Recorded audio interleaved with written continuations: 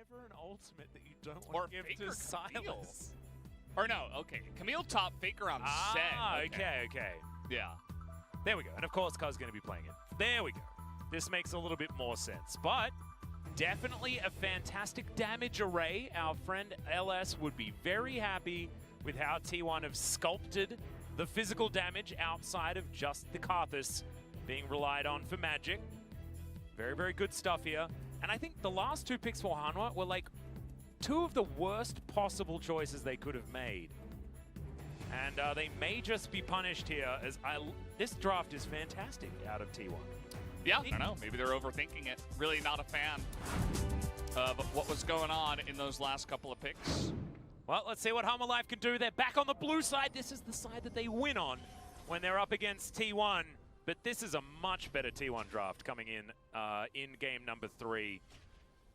There's the Fnatic skin onto the Karthus. Bit of a shout out to the BMW brethren, I guess. As, yeah, Fnatic, of course, not exactly having the greatest of times over in the LEC. Based on expectation, of course. No one expected Mad Lions to be so damn good. Or maybe they did. Just wasn't me, an LCK commentator. Most people did not expect. The Spanish Inquisition. Mm-hmm. And the Mad Lions domination. The one thing that I was going to say is that Silas stealing Requiem is scary. Because that's a good ultimate. Yeah. You know? And it might be that the Silas has a little bit more damage.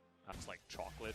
You know, yeah. Not like the pure sugar. Mirror's in trouble, but he's going to come back, looks for the stun onto Faker, who just presses his ghost button for funsies.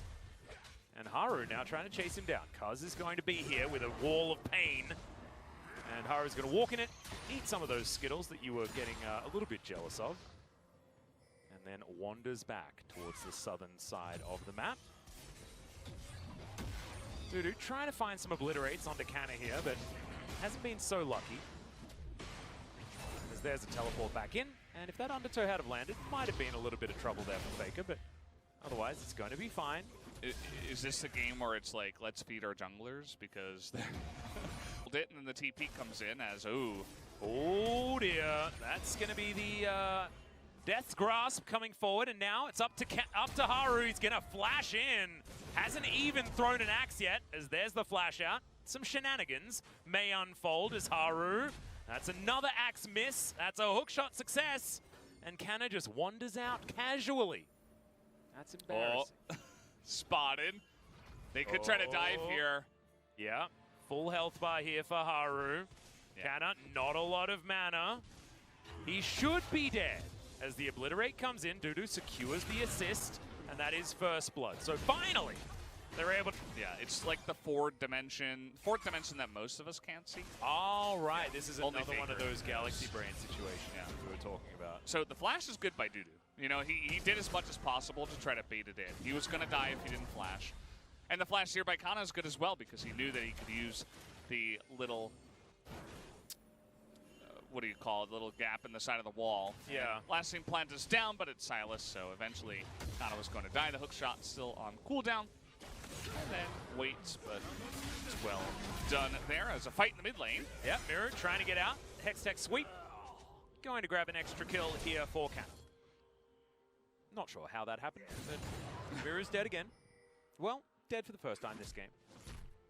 Yeah, we did see that Miro. He was the one that threw down the Hextech ultimatum. Still available for Kana.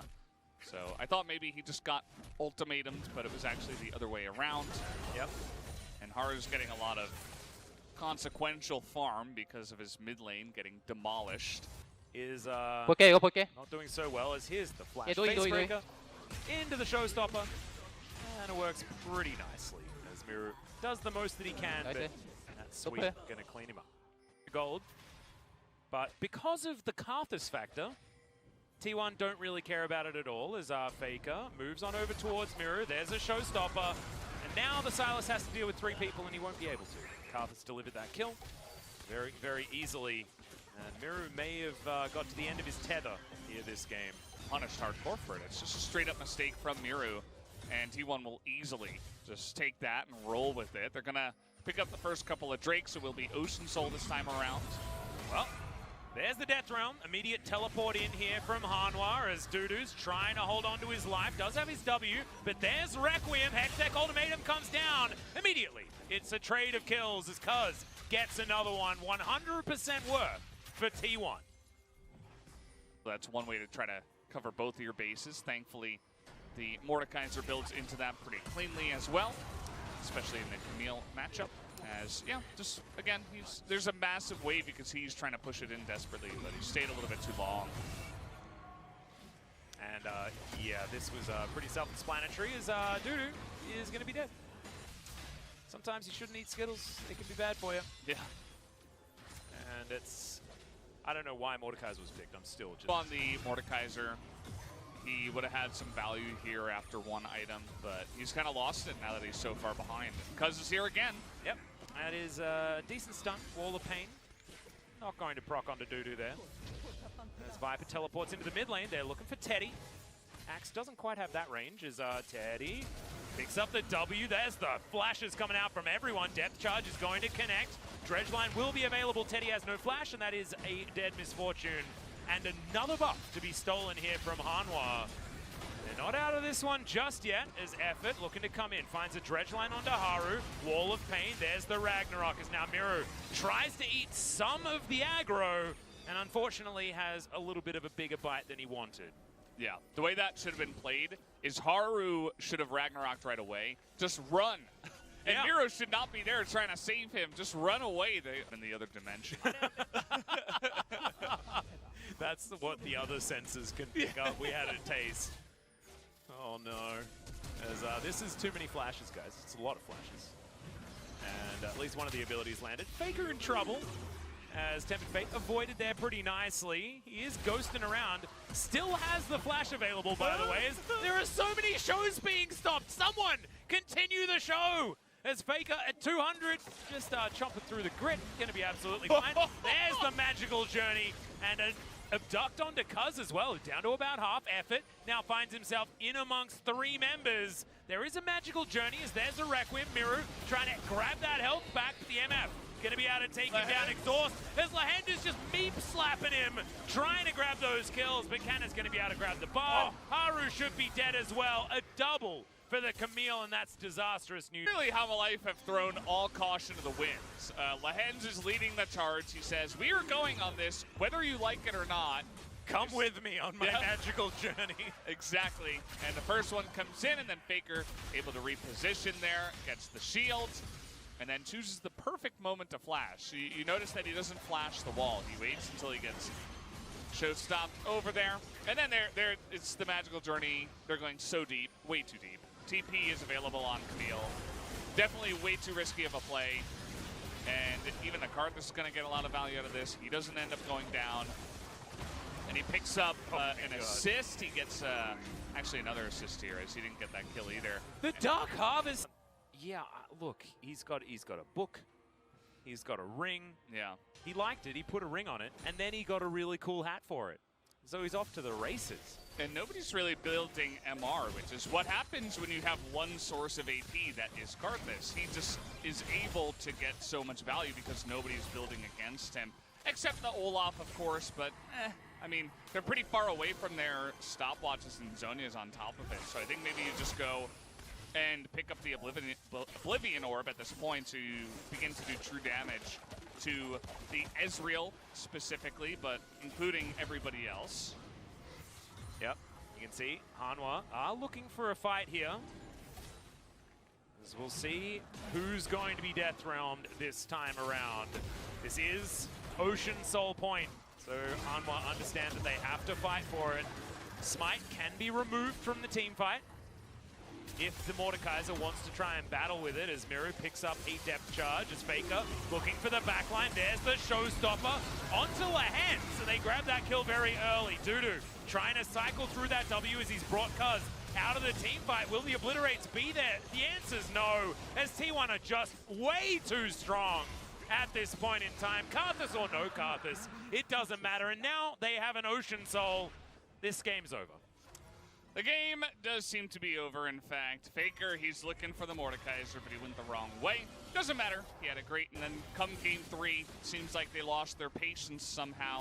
As FAKER, I mean, I don't even think it's patience. I think it's just their last 2 picks in the draft were absolutely awful. yeah, No, like, they lost their patience for good drafts. yeah, maybe that was the case. As at least we did get the interruption onto the Requiem. So Harmwell were able to grab that as Dudu put him into the death chamber. But then T1 just rolled over the top of it because that first round robin. Since then, you know, Miro has stepped up. Not this game, but recently as is just going to walk back into the Hextech ultimatum of Miro. Throws his own out, but it's not going to be enough. And yes, you killed the Camille, but you lost 2 inner turrets and possibly your Mordekaiser as well. As there's a showstopper, Dudu, taking a lot of damage here from FAKER, who is just so tanky. He's got a Trinity Force. Absolutely brilliant. There we are. That's not a Black Cleaver. Yeah. That's Trinity Force. That's going to make He did LS it. proud. As, yep, Dredgeline going to connect onto Haru, trying to turn it around onto Effort, who does have the Gargoyle Stoneplate. 4 versus 4 here on the bottom side.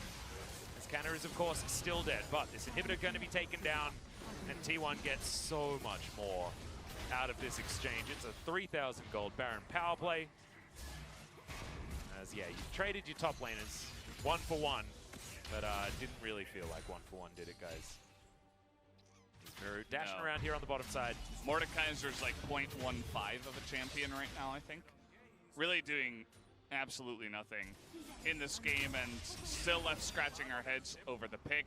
Here is committing a lot to killing Kana. It's a very nicely placed Tempered Fate, which is actually a zoning ultimate in this case, which is going to get him into position. Dudu here, who's like, yeah, let's bring the set closer. That sounds like a good idea. I was wondering whether you were going to mention it. And then, yeah. I think they just end up giving this kill over to Karthus. Maybe not even on purpose. He's probably dead again, as Requiem is a button that was pressed. Miro goes gold. As he's probably just going to be taken down here. Tempered Fate is going to buy a little bit of extra time, as there is a lot of gold in here, but it's mostly for T1 to join their very full trophy case that they already have for themselves. A 10,000 gold lead. Monkey off the back of T1 here, as it's a red side victory up against Humble Life, and it wasn't close, guys. This Karthus got so damn fed. A brilliant example of what 5th pick on red side can be. It was amazing what T1 managed to do with it this time around. It was a brilliant draft. And yes, Humble Life certainly drafted into it, but this is what happens if you can navigate a draft phase really well.